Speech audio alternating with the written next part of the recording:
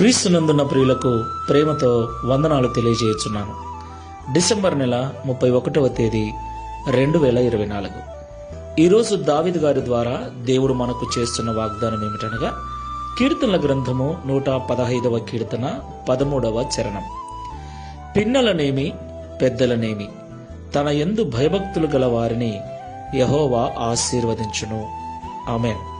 నా ప్రియమైన సహోదరి సహోదరులారా, దేవుని ఆశీర్వాదం కొరకు మనమందరము కూడా ఉపవాస ప్రార్థన, విజ్ఞాపన ప్రార్థన, కన్నీటి ప్రార్థన, ఇలాగ ఎన్నో రకాల ప్రార్థనలు చేస్తున్నాం.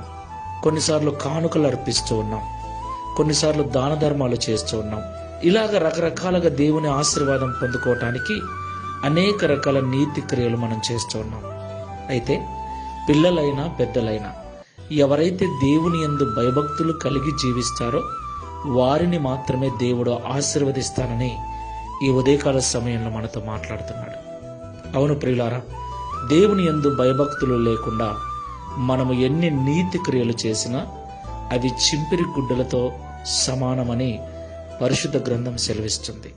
కాబట్టి దేవుని ఆశీర్వాదం మనకు రావాలి అంటే ఒకే మార్గం, దేవుడంటే భయము, భక్తి ఉండాలి. దేవుడంటే భయపడేవాడు పాపము చేయడు, పాపానికి దూరంగా ఉంటాడు, నీతి కలిగి పరిశుద్ధత కలిగి ఉంటాడు. బైబిల్ సెలవిస్తుంది, యెహోవా యందు భయభక్తులు కలిగి ఉండటం చెడుతనమును అసహించుకున్నటయే అని. దేవునికి మహిమ కలుగును గాక. కాబట్టి దేవుని ఆశీర్వాదం మన మీదకి రావాలి అంటే ముందు దేవుని యందు భయభక్తులు కలిగి తర్వాత నీతి క్రియలు చేయాలి. అప్పుడే దేవుడు మనల్ని ఆశీర్వదిస్తాడు. ఒకసారి పరిశీలన చేసుకొని ప్రార్థన చేసుకుందాం. సర్వోన్నతుడా, సర్వశక్తిమంతుడా, సర్వాధికారమైన తండ్రి, మీకు స్తోత్రాలు చెల్లిస్తున్నాం. ప్రభువా, నీ దయగలిగిన కృపను మాకు తోడుగా ఉంచి 2024వ సంవత్సరం చివరి దినమున మమ్మల్ని సజీవుల లెక్కల్లో ఉంచినందుకు మీకు స్తోత్రాలు. నిజముగా ఈ దినమును చూడలేక ఎంతో మంది లోకాన్ని విడిచి వెళ్ళిపోయారు.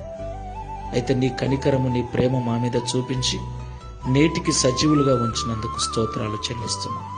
ప్రియ తండ్రి, నీ ఆశీర్వాదం కొరకు మేమందరం ఎదురు చూస్తున్నాం.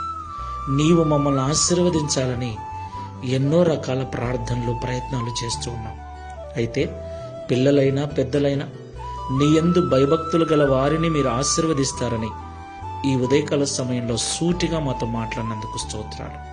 అయ్యా, ఈ ప్రార్థనలో ఏకీభవిస్తున్న వారిలో నీ ఆశీర్వాదం కొరకు ఎవరైతే ఎదురు చూస్తూ ఉన్నారో వారందరూ కూడా మొదట నీ యందు భయభక్తులు నేర్చుకున్నట్లు సహాయం చేయండి.